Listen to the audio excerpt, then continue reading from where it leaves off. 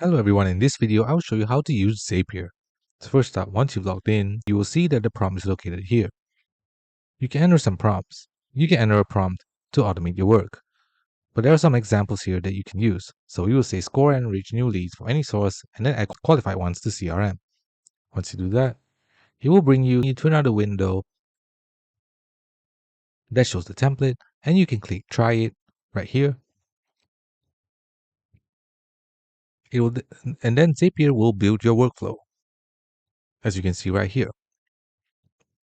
And once the workflow has been built, you can customize it accordingly based on the workflow that has been laid out.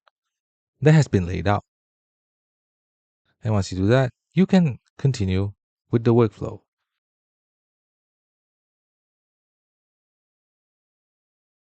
But if you don't want a template, you can just key it in the prompt here.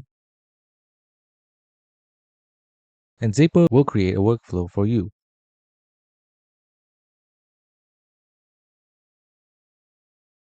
However, you do need to key in a few key details to design the right lead scoring system for you.